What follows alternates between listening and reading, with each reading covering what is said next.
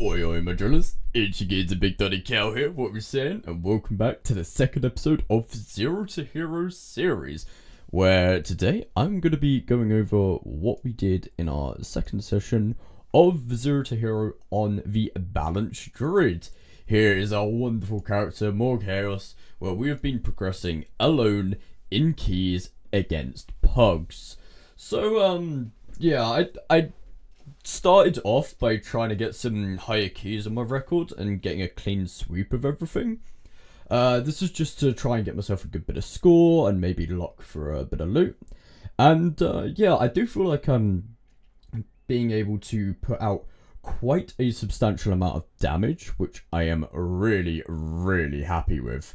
Yeah, I just didn't really expect it when I'm playing such a memey build, to be honest. But yeah, the early keys we did, they're a little bit rough at times. I did feel like I had to pull the whole group's weight. It was very much a case of some people just not knowing what they were doing. And you are going to find that in some of the lower level dungeons. It's a bit annoying when it is an old dungeon, and you know, by this point, you do kind of expect people to know what's going on. But I guess some people just didn't play back then, and they're trying to dive in blind, which, you know, creates its issues, but hey, we dealt with it, we pushed on, we persevered, and we managed to get our keys completed, which was very nice. So yeah, our efforts managed to lead to getting a pretty solid vault stocked up. I also just wanted to leave you with a bit of a hot take I have with Zero to Hero. Like, this is the thing. Zero to Hero before warbands is definitely a lot harder than Zero to Hero in warbands.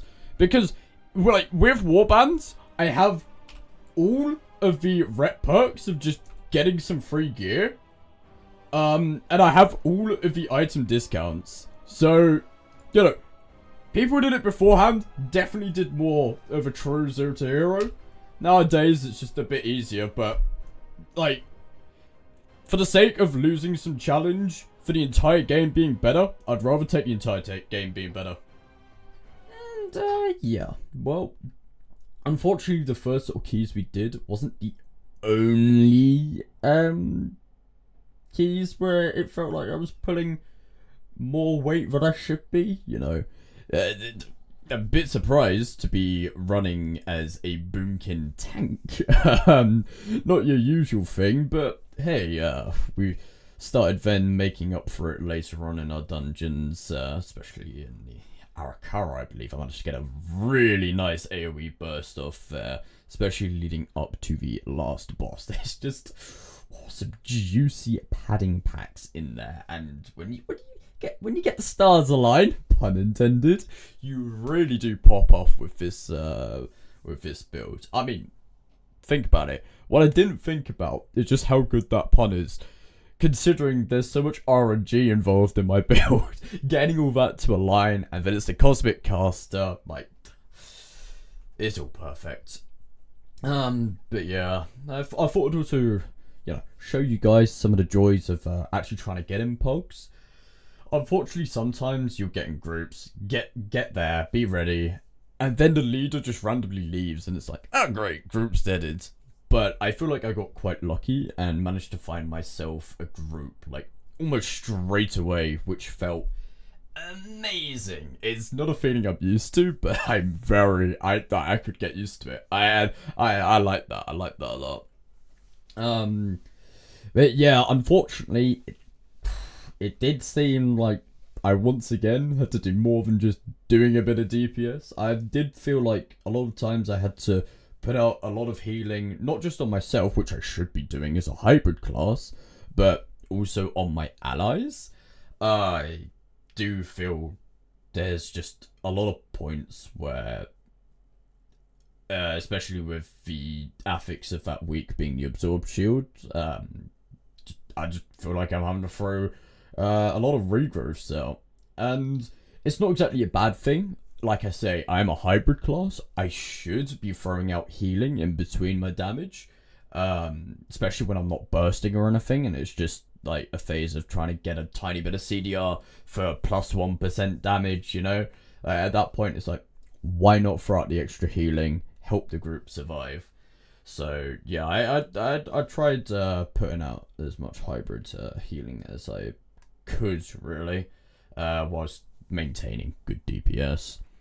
But yeah, and yeah, unfortunately with some of the lesser skilled groups, it does mean sometimes I have to really clutch stuff out the bag just to try and survive and secure Pack's death and be able to move on. But I'm tooting my own horn. Words? Tooting my own horn here a lot. I must admit, I ain't perfect, as you can see here.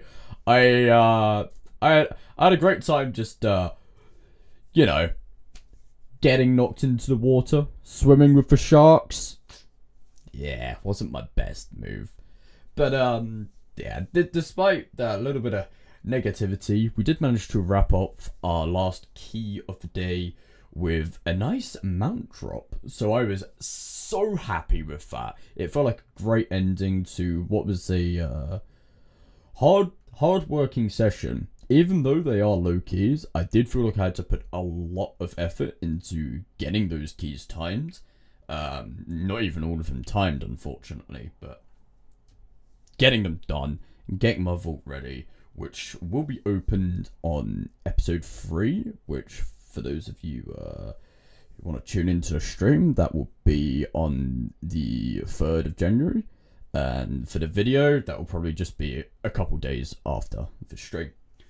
So yeah, just to wrap up and show you where we are at now, if I go to my score, we are now at 1500 score. Well, almost 1600. We've got everything done on at least a 2.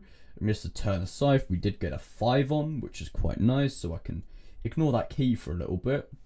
The aim is to try and bring our green keys up to at least blues, may even try and bring them to purple, just to streamline progression, especially Necrotic Wake. As some of you guys know, I hate doing old dungeons, so I want to kind of do miss Necrotic as little as possible. And I don't overly mind Siege of Paralis. I'm somewhat enjoying it a little bit, as I feel like in BFA that was the sort of key you skipped a lot, so I don't feel like I've done it as much as all the other keys. But Grim Battle, it's astronomically boring, and I feel like there's too much that can go wrong. And just seeing the rest of the group fall to it while I feel like I'm sleeping in there is just... I mean, the clip earlier where I barely survived... There we go, another pun. This is Druid's a class of puns, I'm telling you. But yeah, where I barely survived that... Yeah. Not always sleeping, but I don't like the key, to be honest. But yeah, probably going to be spamming quite a lot of Arakaras and Dawnbreakers, especially trying to get some high ones to flush out my vault. Depending on loot, I may consider doing a full tier 8 delve run. But I'll probably just be focusing more on the keys, getting a couple raids in on the side, and absolutely blast. I think if I were to start this progression over again, what would really help my getting my progression kicked off quickly is starting off by maybe listing my own key for like 2, 3, 4 groups, and then going into pugs and going for other people's keys. The reason I think that is because when I did get a few keys under my belt already timed, had a bit of score and whatnot and a bit of higher gear, it was so much easier to get into just about any group. I was getting accepted so much faster.